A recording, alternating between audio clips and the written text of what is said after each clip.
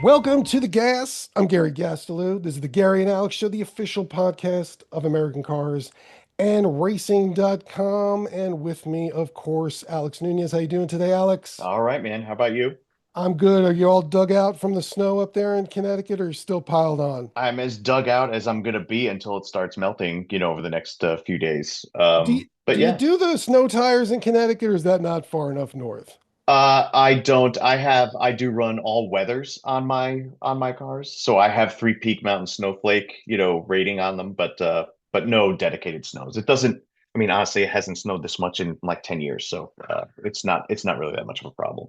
Here in New York, there are vehicles around that have been snowed in since the first snowstorm. So we're coming up on a month now. And one's really annoying me. It's a Toyota Tundra pickup with an off-road spec that's been buried the entire time. And like, I don't even care if the guy leaves. I just want him to pull out of the snow and pull back in because it's driving me crazy seeing that thing sitting there. I mean, you have the capability, use it. This is your moment. If you're a New Yorker with like a TRD package, Toyota, use the package. You're embarrassing, Toyota. We've got some other truck news coming up later in the show. Tesla has a new truck that's turned out to be a big hit, we think. And Lincoln might be going off-road with a Lincoln luxury version of the Bronco. But first, this is a big race weekend here in the United States. NASCAR is not just at the Circuit of Americas with the Cup Series and the O'Reilly Series, but the Truck Series is in St. Petersburg for the first time, supporting the IndyCar season kickoff down there. And over in Sebring, Florida, the Trans Am Series is starting this weekend. And one person who's in the middle of a lot of that is one of our favorite race car drivers and one of the best Trans Am drivers out there today, Adam Andretti. And he is also going to be in St. Petersburg for the truck race where he joins us on the show now. Hey, how you doing today, Alex? I'm, Adam. I'm doing well, Gary. No, it can be confusing. Alex, Adam, and you got two of them right here with you. But no, I'm doing very well, Gary, and thank you for the kind intro. Hey, listen, you are a full-time Trans Am driver, but last week you made your Truck Series debut at Atlanta, which I think was the first time you ever raced on a super speedway in a stock car. I think you've been on one, maybe an open wheel car years ago. Before we even get to that, tell me how you even got involved in the Truck Series at this stage in your career. You've been driving for decades. I think you're in your mid 40s. How did you even get involved in the NASCAR Truck Series now? So it all started with Claudio Burton is the creator of Topliner, and the Topliner is a premier spray-in truck bed liner. It can be used obviously for ATVs as well, trailers, anything you want to add a grip surface to, even your decking if you want, right on your home. So he invented this great product, and obviously the Truck Series is just a perfect fit for the brand. So over the winter, he approached me. I've been driving for him in the last 2 years in the Trans Am series, and he approached me to see what my interest would be in the truck series. And I was like, well, I mean, if I could do a backflip, I would, but I can't. So I'll just say yes and jump at the opportunity. So at that point, then he tasked me with, he had a budget that he was looking at. So he tasked me with trying to find a race team to take this budget to and to get the most play out of this product, obviously. And for me, I've got a great network of connections through a lifetime in the sport, obviously, and one of those great connections is also a close friend to Claudio and myself, and that's Gary Seelix. And Gary is a legend within the Trans Am paddock as a crew chief and as an engineer. So I went to him, because he's in Mooresville, and I know that he's really good friends with Scott Zipadelli, which is the crew chief on the 11 truck here at Tricon that won the championship last year. And I go, can you hook me up with Scotty? And he goes, yeah, absolutely. So we connected. I connected with Scott, and Scott was really receptive to having me come on board, but he doesn't make the calls. And so he said, you got to talk to our general manager, Kevin Ray, one of the owners of Tricon. And this is where it gets really interesting, Gary, is that Kevin and I go way back to 1999 when both he and I were young in our early 20s and trying to make it as race car drivers back then. And we were working at the Richard Petty driving experience, Oh, wow. just literally just to get those laps and those precious laps in to pay some bills and have some fun. So it was an awesome reconnection. I called Kevin Ray and we reconnected, and as it would have it, they had a truck available for the races that we were looking at. I was really trying to get to Daytona because obviously Daytona being very important, and that would have been really important for Claudio. And unfortunately, NASCAR approvals and that winter snowstorm you were just talking about wiped out my opportunity for the approvals, a test to get approved for Daytona. So we went ahead and we carried forward with Taylor Gray, a wonderful young driver there that drives for Joe Gibbs Racing in the O'Reilly series. And we hooked up with Taylor Gray, put him in the #1 top liner truck at Daytona, and then I got to make my debut a week later in Atlanta last week, and that was, I got to say, I'm hooked. I'm addicted. I think that Claudio might have made a mistake for me here because now I want nothing but these trucks. I love these trucks. Tricon's a great team, but Atlanta is a wild track, and not having that much of that kind of experience. How'd you even get ready for that? Did you get sim time, or was it you showed up that weekend and did practice and went out there? I did get sim time. That's another beautiful part of being hooked up with the Toyota brand too, and Toyota TRD. They do. No one does it better on the sim side of things. They've really taken it to the next level in NASCAR, and so yeah, I got to do some sim time. But one thing they can't really simulate on the simulator is draft, and they do their best with wind, playing with the wind on the simulator, but they really can't, simulate the draft all that well. So I got some single truck runs, and but the first time I released a clutch on a real truck was to go out for my qualifying run last Friday. That's wild. And you came back from a spin to finish 12th. That's a really impressive result for your first race, even with somebody with your kind of experience. Thank you, Gary. It was, I tell you, that was an amazing team effort. First and foremost, what most people probably don't know that were watching that race was we had a right front tire that was going down. And that's what was causing the truck to behave so poorly like it was. So, had I had more experience, I might have known that right front tire was going down, and I might have pitted, and that would have ruined our race. That would have taken us 2 laps out, and we wouldn't have been able to recover from that. So, these Goodyear tires, that beautiful Goodyear Eagle hung on for me on that right front for that first stage. And when we came in, they changed, gave me all 4 new tires, told me what the problem was, and that gave me the confidence then to know that, okay, this just isn't what the air does out here. Sure, the air plays with the trucks a lot, but what I was experiencing was something completely different. So, very, very grateful, very blessed by the grace of God that we didn't, bend up some metal on that thing when it got sideways on me. And some of that great dirt experience I have really paid off there because it teaches you, when you're running the dirt and you're sideways, you're on the throttle, and that's kind of what it gets you comfortable with. And I do believe that kind of technique is definitely what kept me on the bottom side of the track and out of the wall. We went a lap down because of that, but that was. That wasn't detrimental to our race. This team, Seth Smith, my crew chief on the box, just called a perfect strategy to get us back on that lead lap, to get us that lucky dog, and then made some great, great adjustments. With Big Mike here as a truck chief, and Seth making great adjustments on that truck all day long. That gave us really one of the fastest trucks at the end of the race. I was chomping at the bit that we could get to run the full distance because I had the freshest tires out of anyone there in the top 10, and we were making huge gains. So top 12 was definitely fantastic, but I think our potential was even better. Well, you're back in your element this weekend with the street race at St. Petersburg. First time the trucks are going to be there. And man, what a lineup of road racers. Your teammate, Giovanni Ruggiero, he's done Trans Am racing. Connor Mossack has as well. Colin Braun's going to be there. James Hitchcliffe. And then your other teammate, Dario frickin' Franchitti. I mean, how is this even possible? I tell you what, we're stacking the deck here at Tricon Garage, like you said. There's 3 really solid road racers here, with myself included, and as you just mentioned, Dario and Gio. And I think the poor Gio isn't getting the attention he deserves on this because he's a heck of a road racer.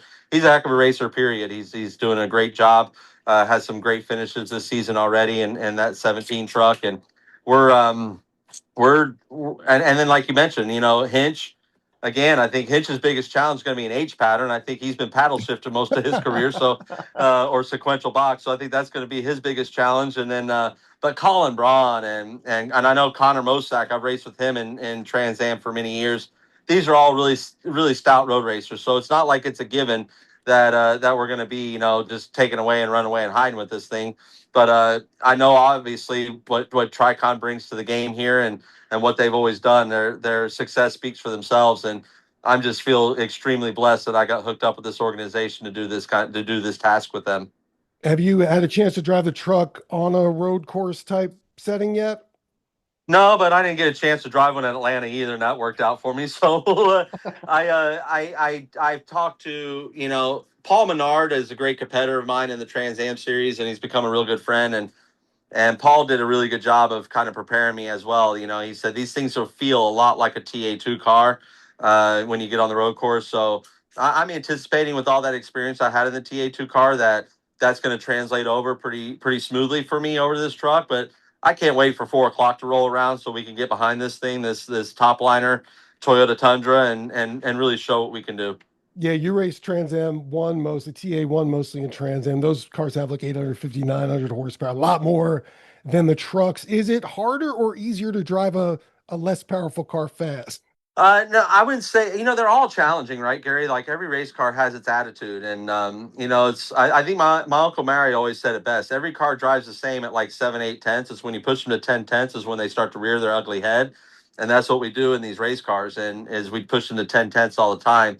And a TA car it's a beast, right? Like you said, 900 horsepower, they weigh 2,500 pounds, but there's also stuck to the ground really well. They have a lot of mechanical grip with the really wide Pirellis on them. You have a lot of aero help, and these trucks, it's old school NASCAR in my opinion. I love these trucks. That's what I love about them. They move around a lot. They slide around a lot.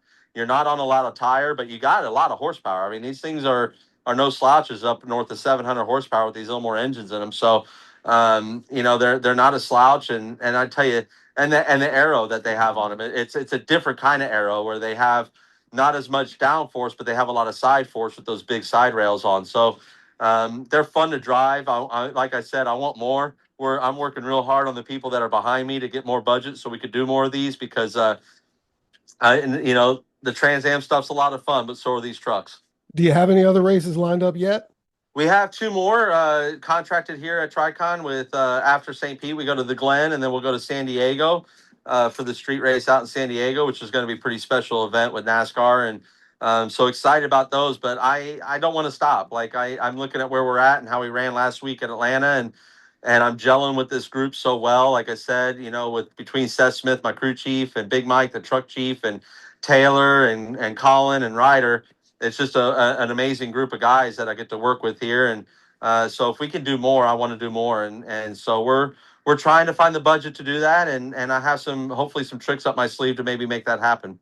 Well, I got some news for you about this weekend's race. According to the odds, they've got you at 13th at plus 1800, but Dario's 12th at plus 1600, and you're ahead of Hitchtown, who's at plus 2000. So you're in pretty good company there, at least as far as the odds makers. But honestly, they don't really know how you could drive one of these trucks, I don't think. Yeah, and I think that's great. That works in my favor. I'm definitely still the intangible in these trucks. Dario spent a couple of years in the NASCAR ranks in the Cup Series when it was at Ganassi, and so I'm sure that's playing into their matrix a little bit. And but yeah, I thrive on being the underdog. I'm the Andretti that very few have heard of, and I thrive on that. So I'm excited to show what we can do for sure. And just real quick with the Trans Am, how do you get from St. Pete to Sebring to race there tomorrow? I think qualifying's in the afternoon. Is somebody else going to have to qualify your car? So yeah, and the way Trans Am rules are, no one else can really qualify my car and me take advantage of that. We got Martin Radjinger there. He's a Porsche factory driver, and he's part of the Claudio Burton gang as far as drivers that he supports and helps out and is a fan of and brings out. So he's got him, and Martin's going to make sure that he drives both the 17 and the brand new car that we have, the 7 car that we just got built over the winter. So Martin's going to be a busy boy to make sure that those cars are ready. And then when I'm going to leave here after our race on Saturday, I'm going to drive 2 hours down the road, load up the wife, the dog, and the cats, and we'll get in the motor home. We'll go 2 hours down the road to Sebring, and then we take the green flag there at 9:45 in the morning, Sunday morning, and I'll be starting from the tail. So it should be an exciting one to watch there. I look forward to passing some cars. Trans Am's owner, Pirella Motorsports, bought Racing America recently and is really kind of building things up with the business across all the series it's involved with, and now with the broadcasting and media. Are you feeling that in Trans Am that there is a growth moment here? Because this is some of the most exciting races, and the events themselves are an absolute riot. Folks, if you love racing, go to a Trans Am race. Lots of great access to the cars and the drivers. It's a real lot of fun. Absolutely. No, there's definitely something on the brink here happening with Trans Am. The Race America is super exciting announcement, and having Alan Bestwick, one of the best voices in our sport, to be the voice of Trans Am. Yeah, you certainly feel that. I was on the phone with Alan yesterday, just talking, because that's what he's doing. He's reaching out to all the competitors and getting his stories, and then we got some great leadership as well with Lee Giannone is the CEO. We have a new COO in Ken Twaits, and Ken Twaits has been a permanent fixture in the Trans Am paddock as not only a driver but an owner and a sponsor in the series. So for him to come in as chief operating officer, I think is a really, really bold and strong move for the series to be able to do that. We have Andy Lawley as our president, and our chief marketing officer, Scott Duncan. With that team of four, I definitely have a lot of faith in what's going to happen with this series and where they can take the Trans Am series. Like you said, it's some of the best racing on earth, and it's a kind of we call it a best kept secret. But as you know, Gary, we don't need any secrets of motorsports. We need exposure, and so that's what we're looking for there. I hope to catch you at Lime Rock. That's my local track, Memorial Day weekend. And with any luck, if things break your way on the business side, maybe again in July when the trucks show up at Lime Rock, because I don't think there's a conflicting Trans Am race that weekend. So best of luck to you this weekend. Sounds like a ton of fun. I know it'll be a ton of fun to watch, and we look forward to catching both sides of it. Thank you, Alex. I really appreciate that. Hopefully, too. Yeah, I'm working hard on the business side of this sport. As we know, that's the probably one of the biggest challenges we have in the sport, is to put the funding together to go do what we love to do. And so I'm working really hard on that. And with any luck and with God's good grace, we'll be there in July as well. But yeah, I always love the Memorial Day Classic, and I certainly hope you'll come hang out with us in our paddock space while we're there. Unless I happen to get to go to Indianapolis for any reason that weekend, I will see you at Lime Rock that weekend. I understand, Alex. I understand completely. Trust me, if I had an Indy 500 ride, no one would ever hear. No one would see me at Lime Rock either. So, although the Trans Am race runs on Monday, and I love to race, so if I had an Indy 500 ride, I'm sure I could find a ride there to Lime That'd Rock be a for the fun Monday double. race. That'd be a new way That to would be do a good double. That would be a cool double. The Flora double, which I'm going to trademark that now. That's step one is the Flora double this weekend, and then maybe you have the Connecticut double separated by a couple months later this summer. But it should be awesome. I love that. I love the Florida double. I got to get some T-shirts made. Go for it. It's all yours. Thanks, man. I appreciate that, Alex. Adam, we got to get you back on one of these days just to talk about the business of racing, because you are very involved in it. You've been hustling all these years. You know how it works. A lot of drivers, that's unfortunately that's part of the gig. You got to sell yourself. You got to sell sponsorship. You can't just be a good driver. It's very rare where somebody just says, "Here's a car, you race it. We'll take care of everything else," right? Absolutely. No, the sport is evolved into that, and that's all part of it. The sport evolves all the time, no matter what you're on the business side, on the competition side, and as it evolves, you have to try and have a little bit of a foresight on that evolution, and that's how you stay ahead, in both ways, both in the competition and the business side. It's honestly, it adds an element of frustration for sure, but fun, and a certain sense of satisfaction when you can actually put it all together. So, there's, you got two sides of it. You got people that'll kind of whine about that side of the sport, and then you got those that are just kind of buckle down, put their heads down, and put the work in to do it and make it happen. So, I've been very, very blessed to have wonderful supporters in my career, and I'm very grateful for that, and I look forward to keeping my name in the mix here and keeping an Andretti out on the grid for as long as I can, since I'm the Lone Ranger anymore. And you never know what's going to happen, but I trust God's plan, and I feel really good about where he's got me right now. Speaking of the Andretti name, just getting breaking news right now that the Cadillac Formula One team has just named the first chassis the Mac 26, the Mario Andretti Cadillac 26, after your uncle. How excited is he about Cadillac and America getting into Formula One? Oh, he's super excited, and what an honor that he's got, that they both stowed upon him by naming the chassis. And no pressure on the chassis manufacturers there, right? That thing better perform like Mario Andretti performed as well. So, but yeah, I mean, honestly, what a great birthday present. He turns 86 years of age tomorrow. So, I believe they may have even just given him an early birthday present today. Well, Adam, I know you got a lot of hands to shake and a truck to figure out how to drive. Good luck there in St. Pete, and we will be talking to you again soon. Thank you, Gary. I appreciate your time. Thank you, Alex, and to all your fans out there on Gas. Thank you for tuning in, and look forward to meeting you at the track one day. Alex, he has so much energy. I love it. He loves racing. He loves the business. I remember the first time I met him, it was a Jaguar XK Type S launch event, and he was one of the professional drivers there that were teaching us how to drive the cars on the tracks. And I actually got assigned to Roberto Guerrero, another great Yep. driver.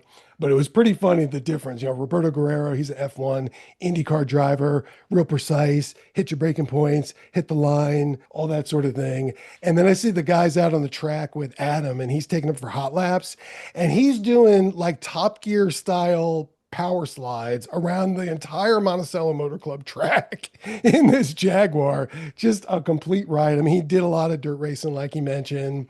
He Yep. did open wheel racing, and now he's doing the stock cars. And of course, he's been doing Trans Am for years. But the guy just loves to drive, and he can drive too. I've seen him on the track, and he knows how to rip these things.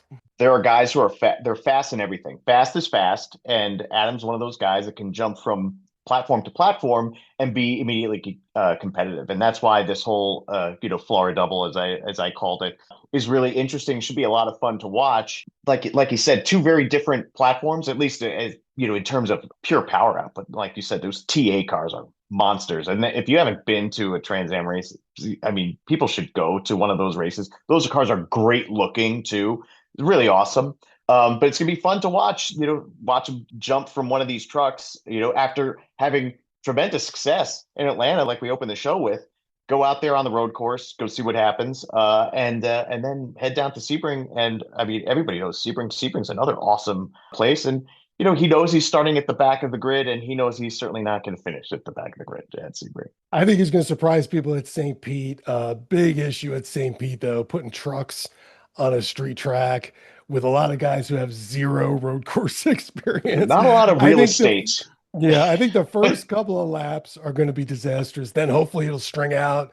The good road course drivers will be up front and keeping it clean. But that's going to be entertaining in any event. 100%. No, like I said, if you are into racing, this is one of the better TV weekends that you're going to have between now and, Memorial Day weekend.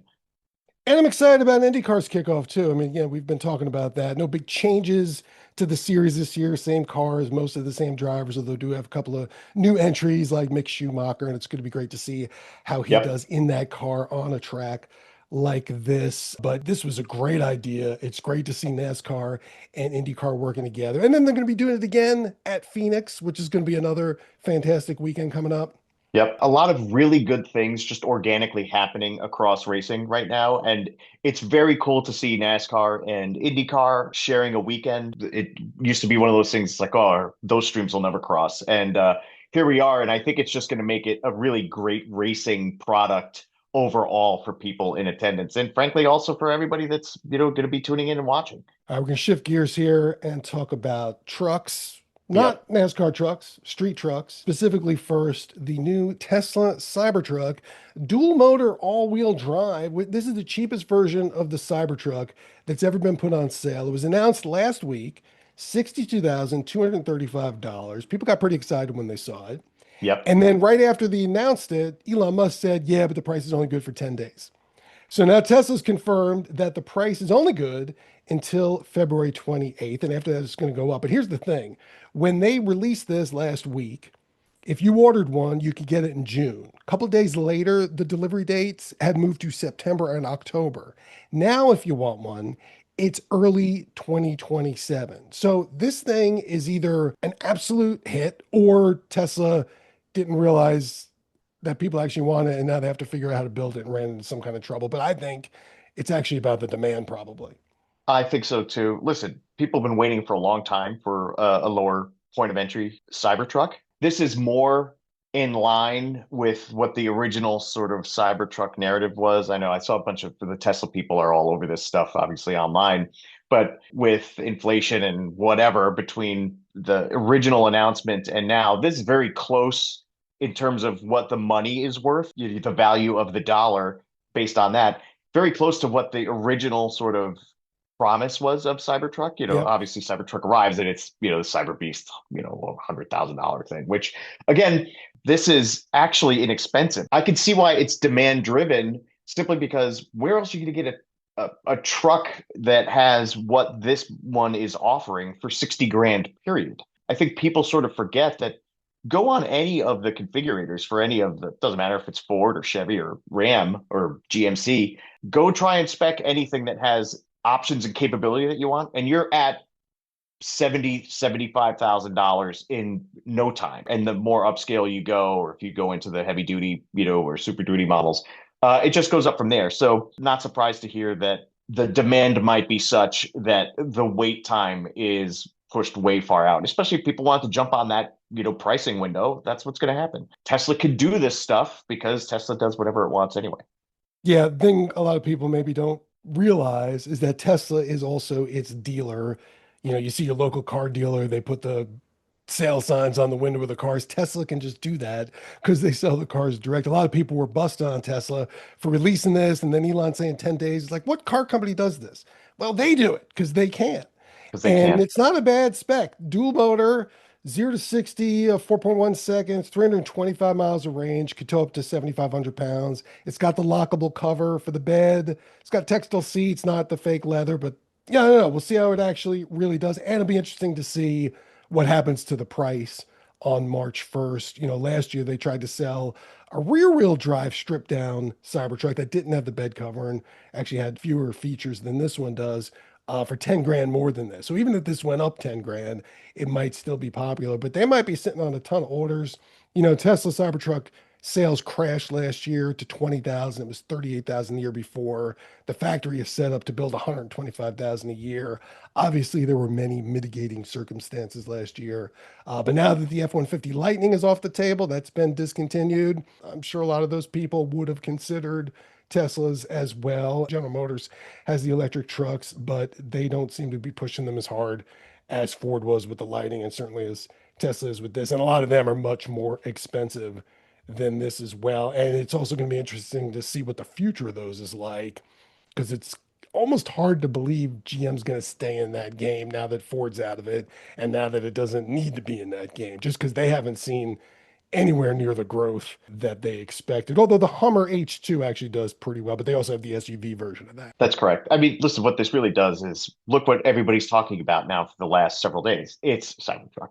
And Cybertruck had kind of fallen off the map, like you said, in terms of, just the realm of public discussion, right back in the middle of things. And it'll be very interesting to see what the actual delivery numbers for it are coming out of this, if that sort of changes the fortunes of that particular nameplate. They have the luxury of being able to do what they want. They can dial prices forward and back and do all kinds of things as they've done with their other models throughout their existence. Certainly an interesting story. Not surprised if the demand is what the wait times indicate.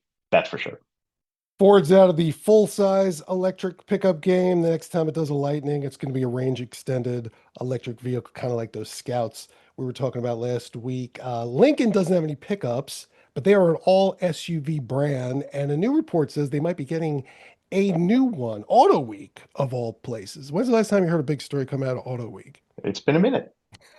Sources tell Auto Week that they're going to be doing a new Lincoln based on the Bronco platform. This would go up against vehicles like the Lexus GX, the Mercedes-Benz G-Class, the actual truck-based SUVs. Lincoln has that in the Navigator, but that is very dressed up for the street. Sounds like this one would actually be a little more of an off-road flavor. Lincoln, again, it's all SUVs right now, but they're not just street SUVs. They're pure luxury. They don't even make sporty versions like Cadillac does with the V Series. They're just all about what they call the quiet flight. A Lincoln Bronco, considering how popular the Bronco is, really does seem like a no-brainer. And we've heard rumors of this before, but this is a fresh one, and it sounds like it's still a couple of years away, but this really does seem like easy, low-hanging fruit for Lincoln. Listen, the best time for Lincoln to have this car would have been yesterday. The Yeah. next best time is whenever the hell they can get it rolled out of the factory. This is, like you said, a total no-brainer. there is absolutely a market, especially in luxury brands, for these more butch off-road variants that live in a special place in the lineup and have an audience that is eager to buy them and eager to pay the premium for them also. Whatever Ford gets for the Bronco, it's going to get more for the Lincoln version built on that platform. And if you execute it correctly, Lincoln does a really nice job with interiors and stuff like that. I'm very interested to see if this is in fact true, what the final product looks like. I think it's a very promising idea. I hope it's true. I'm interested in seeing it. And listen, there's room for everybody to be in this. I have said for years to people, like, yeah, Cadillac has a V Series and it's unbelievable. It's awesome, as you know.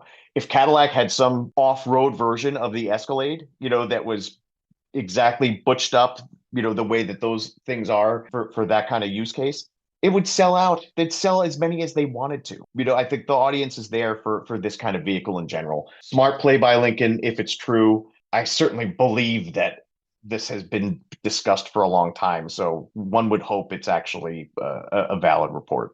Yeah, now that the EPA stuff and the fuel economy targets are off the table, this seems like something they could and should be doing.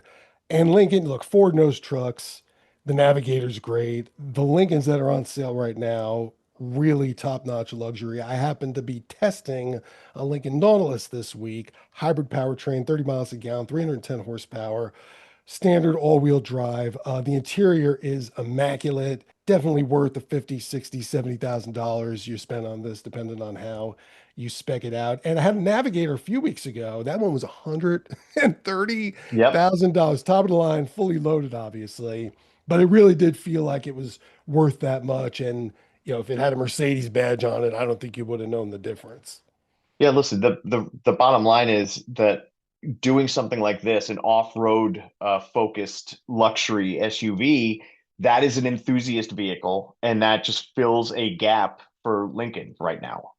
All luxury is great, and like you said, they're really nice cars, but make something like this that's going to look really cool.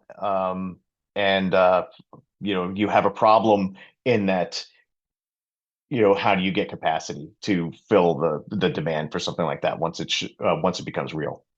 Plenty of critics think Ford should dump Lincoln altogether because they only sold 106,000 vehicles last year. But the price point, 40 grand to 130 grand, they're clearly making money. And more important than that, I think, especially with something like this Lincoln Bronco, they have room to grow if they put the effort into it. And it does look like they're putting the effort into it. One thing I wanted to mention on the way out, Lincoln sold 106,000 cars across 4 model lineups last year. Chrysler just unveiled some fake spy photos of the 2027 Pacifica, which has really just got new headlights and a new grille, basically the same vehicle that's been on sale since 2017. Currently, the only vehicle that Chrysler sells. They have the Pacifica and the Voyager. They're both minivans. They're just different names. But they sold 125,000 of these last year. The Pacifica Voyager outsold the entire Lincoln brand, also outsold Land Rover and Genesis and a number of these other brands. And that's, they run 40 to 60, $70,000. So they're not cheap products. A lot of people think Chrysler is another brand that maybe should go away, but really it just seems like it's got a pretty solid footing with this, which is also the best-selling minivan. It almost goes without saying. But look, they're going to be adding 2 SUVs and a sedan in the next year or two. So I think Chrysler's got a lot of opportunity to get back to where it was. Chrysler shouldn't go away. Lincoln shouldn't go away. These are very important American brands. Lincoln, there is white space for both. I mean, almost unlimited upside and white space for Chrysler. I mean, all they have is the van. Take this new Charger platform, make another 300, or do a Chrysler Imperial, do something, fill in the blanks. They have the IP that they can draw on. There is an audience for this stuff. Like you said, Lincoln is all SUV. There's no reason Lincoln can't have another car and maybe make it something different and exciting. Do some Mustang-based Lincoln that's more of a personal luxury vehicle that has some performance attached to it. Bottom line, there is opportunity to do cool things with these brands. I'm against getting rid of these brands. I was against getting rid of all the brands back in 2008 when GM almost went under. That's my sort of line in the sand on this. There is value in those, especially Lincoln. Anybody saying Lincoln should go way out of their mind, in my opinion, way too important. As for the Chrysler van, I could totally see this van platform, the current one, becoming the family car equivalent of what the LX platform was with Right. Charger and Challenger and 300, where it's just going to keep going on forever because the audience for it is not going to go anywhere. You could make fun of, oh my God, it's just a new front and rear clip on it.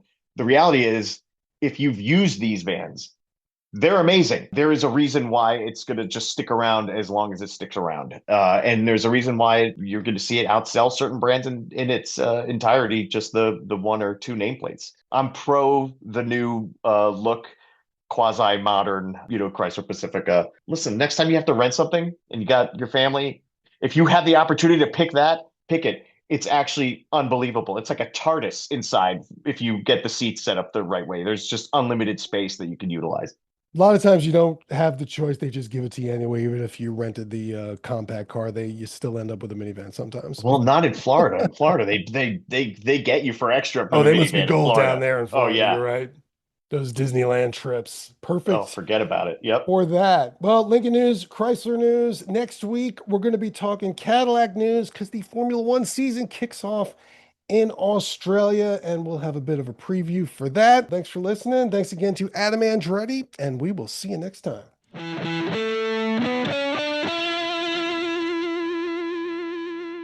The Gas is a production of A Car Media and American Cars and Racing.com.